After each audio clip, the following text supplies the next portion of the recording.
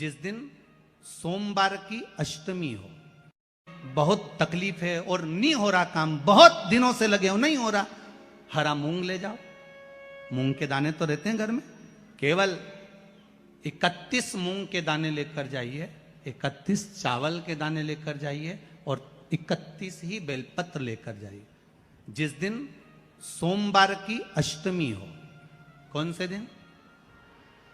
सोमवार की अष्टमी हो, उस दिन शंकर जी के मंदिर में जाओ, 3 चीज लेकर जाओ, मूंग के दाने, चावल, बेलपत्र। चावल जो 31 लेकर गए हो, अपनी कामना कर कर शंकर जी की देहली पर रख दो, चौखट पर, कहीं पर भी एकांत में उसको रख दिया जाए। मूंग के जो दाने लेकर गए हो 31, वो नंदी के पास में, जो नंदी का पांव ऊंचा रहता है उस पांव के पास रख दीजिए। और जो 31 बेलपत्र लेकर गए हो, वो 31 बेलपत्र अशोक सुंदरी वाली जो जगह है, शिवलिंग, ये जलाधारी जहां से पानी बहता है, उसके बीच में एक मोटी सी लाइन होती है, जो शंकर भगवान की छोटी लड़की अशोक सुंदरी का स्थान है। शिव जी के 13 बच्चे हैं, 13 बच्चे में सबसे छोटी लड़की अशोक सुंदरी यहीं पर विराजमान होती है, जहां से पानी नीचे गिरता है।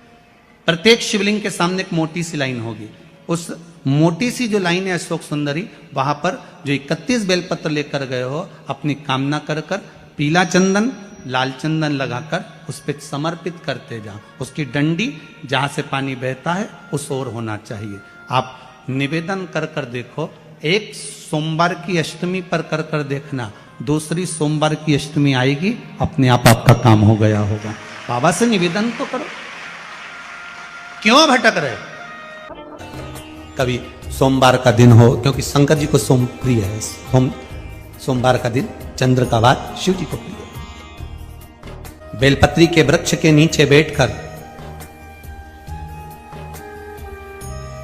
हाथ में एक बेलपत्र का पत्ता रखकर आप पंचाक्षर मंत्र नमः शिवाय, ओम नमः शिवाय, या श्री शिवाय नमस्तुभ्यम, या महामृत्युंजय मंत्र का स्मरण कर रहे हो, पर डंडी का भाग अपनी ओर, बेलपत्र की बीच वाली पत्ती का भाग बीच वाली उंगली की ओर रखकर अगर आप स्मरण कर रहे हैं और अपनी कामना कर कर बेलपत्री के वृक्ष के नीचे बैठकर उस पत्ते को सम्मुख रखकर बाबा से विनय कर कर एकांत में उस बेलपत्री के वृक्ष की छांव में, बेलपत्री के वृक्ष की छांव आप कामना कर कर उस पत्ते को शंकर भगवान के ऊपर समर्पित कर रहे हैं, तो ये जान कर रखें कि पार्वती और शिव का मिलन करवा रहे हैं और अपनी मनवांछित फल कामना पूर्ण करवा रहे हैं। क्योंकि शिव और पार्वती का जब मिलन होता है, शंकर पार्वती जब एक दूसरे के सम्मुख में होते हैं, शिव और पार्वती जब एक दूसरे के सामने अपने बच्चों के कारण एक दूसरे के सम्मुख में आते हैं, तो उनके चेहरे पर प्रसन्नता का भाव आ जाता है। फल, मनवांछित फल की कामना आप जिस कामना के लिए कर रहे हैं, विवाह के लिए, नौकरी के लिए, सर्विस के लिए, व्यापार के लिए, रोग मुक्ति के लिए, आप जिस कामना से कर रहे हैं, बस उससे कह कर कभी सोमवार का दिन हो, क्योंकि शंकर जी को सोम प्रिय है, सोमवार का दिन चंद्र का वार शिव जी को प्रिय है। जो व्यक्ति बहुत ज्यादा गरीब हो, बहुत कंगाल हो, लक्ष्मी नहीं आ रही हो, बहुत तकलीफ में हो, कर्जा बहुत ज्यादा हो, उसको कुछ नहीं करना। सोमवार की सोमवार शाम के समय बेलपत्री के पेड़ के नीचे थोड़ी सी शक्कर या गुड़ डालकर एक दिया रखकर घी की बत्ती लगाकर जलाकर आ जाओ, अपने आप कर्जा चूकना चालू हो जाता है। कर्जा क्यों? माता लक्ष्मी को भगवान शिव ने कहा था, लक्ष्मी तेरा विवाह मैं भगवान नारायण के साथ कर रहा हूं, तो नारायण के चरणों में तो रहेगी, पर एक बात याद रख, माता पार्वती के नयन अश्रु से प्रकट हुए बेलपत्र के नीचे शाम के समय पर तेरा निवास होगा, तो प्रतिदिन शाम के समय पर बेलपत्र के पेड़ के नीचे बैठकर नारायण की आराधना करेगी। जो तेरे नाम का दिया बेलपत्र के पेड़ के नीचे लगाएगा, उसका घर संपदा से भर जाएगा। महाराज, शिव महापुराण तो यहां तक कहती है कि आपका कोई काम अटक रहा है, कोई काम नहीं हो रहा, बहुत परेशान हो गए, बहुत थक गए, उस काम के लिए सबके हाथ भी जोड़ लिए, सबके पास होकर आ गए, पर वो काम बढ़ी नहीं रहा। तो निवेदन करते हैं, घी के दिए में काली तिल डालकर सोमवार के दिन शंकर जी के मंदिर के सामने तुम रुका जी का नाम लेकर दिया लगाकर, जिस काम को तुमने दुनिया के आगे कहकर देख लिया, कर देख लिया, नहीं हुआ, उस कार्य को एक बार दिया लगाकर निवेदन कर फिर जाकर देखना, काम आगे बढ़कर ही रहेगा, छूटेगा नहीं, अग्रणी। कहीं लग जाए आपकी जिंदगी में कि अब मेरा जीवन बहुत नरक सा निकल रहा है, बहुत कष्टमय निकल रहा है, ये बेलपत्री लेना, इस बेलपत्री के बीच वाले पत्ते पर पीला चंदन लगा लेना। कितना लगाना है? बीच वाला जो पत्ता है उस पर पीला चंदन। जब आपको लगे कि मेरा जीवन बहुत कष्टमय है, अब ये रोग, अब ये कष्ट दूर ही नहीं हो रहा, अब ये आए दिन तकलीफ पर तकलीफ बढ़ती जा रही है, आए दिन रोग बीमारी, पैसा घर में बच नहीं रहा, बहुत कष्टमय जीवन है, इसमें लगाओ पीला चंदन बेलपत्री की बीज पत्ती पर। महाराज, और बीज पत्ती पर जब चंदन लग जाए, लगने के बाद में ये दोनों पत्ती पर लाल चंदन लगा लीजिए। इन दोनों पत्ती के बीच में जो डंडी का भाग होता है, आपको कहा था, आपको स्मरण में होगा शायद, हमने जब बेलपत्री की महत्वता बताई थी तो उस बेलपत्री की महत्वता में कहा था ब्रह्मा विष्णु महेश ये तीन हैं, बोला था।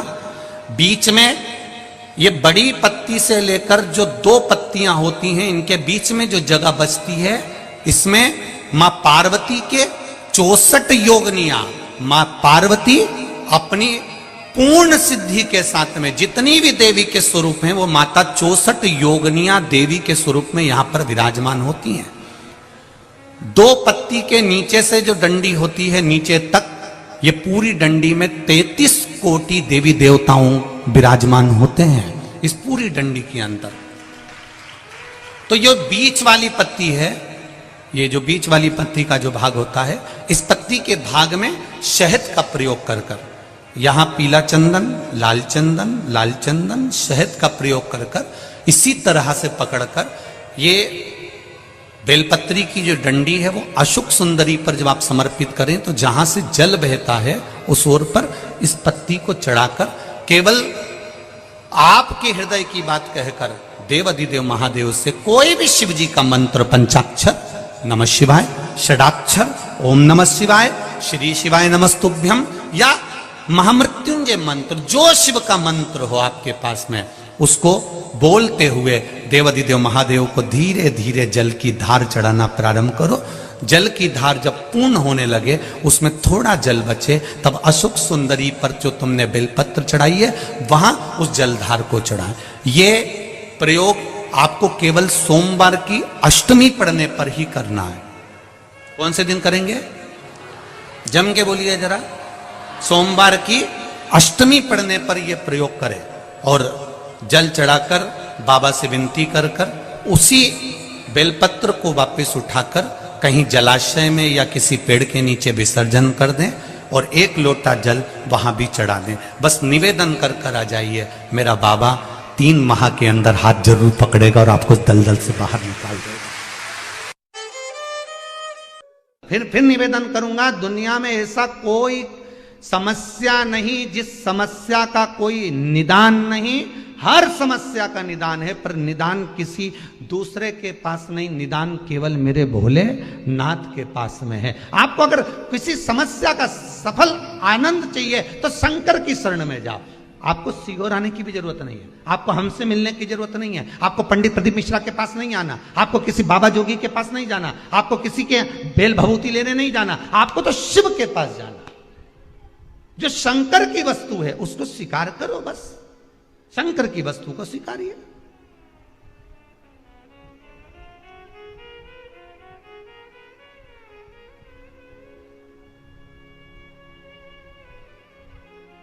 शंकर की वस्तु को स्वीकार करना चालू कर दीजिए। अरे भाई, शिव महापुराण की कथा तो यहां तक कहती है, यहां तक वर्णन कर रही है जिस व्यक्ति की नौकरी नहीं लगती, सर्विस नहीं लगती, हर जगह पर अप्लाई कर रहा है, बार बार इंटरव्यू देने जा रहा है, लगातार उसको अगर सफलता प्राप्ति नहीं हो रही है तो धतूरा ढूंढो। धतूरा कहीं बाजार में नहीं मिलेगा, किसी वृक्ष से धतूरा तोड़ लिया, कुछ मत चढ़ा, तू शंकर जी के मंदिर में जाकर तेरा नाम और गोत्र बोल और शिव जी को धतूरा चढ़ाना चालू कर दे और बाबा से विनती कर, धतूरा चढ़ाना चालू कर। अब धतूरा कोई बहुत कीमती होता है क्या? बहुत पैसे का मिलेगा क्या? कहीं पे भी मिल जाएगा। धतूरा तोड़ और चढ़ा शंकर जी को। रोज नियम बना ले कि एक धतूरा मैं शंकर जी को चढ़ाऊंगा, प्रतिदिन चढ़ाऊंगा, शिव जी से जाकर निवेदन करूंगा प्रतिदिन।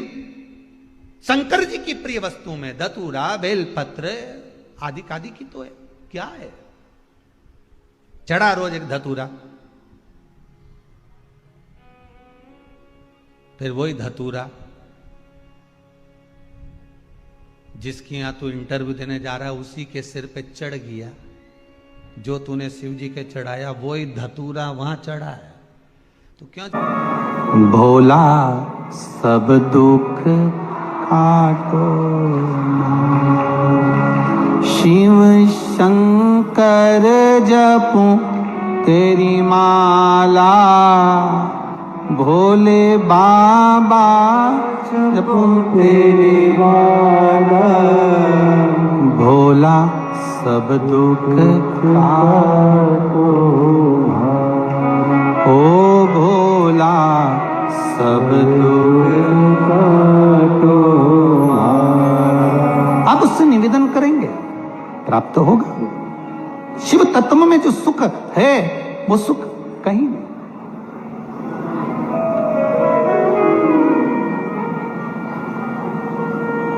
एक मात्र शिव मंदिर में झाड़ू लगा रही हैं अहिल्याबाई, साधारण सा भाव है, केवल एक झाड़ू।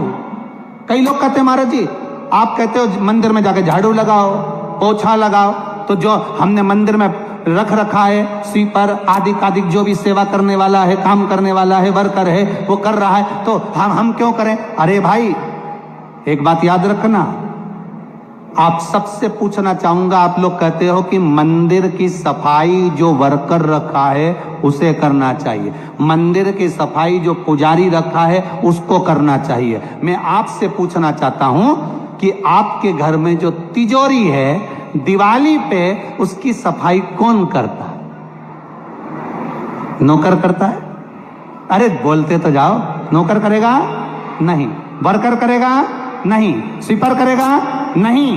तिजोरी की सफाई कोई दूसरा नहीं करता,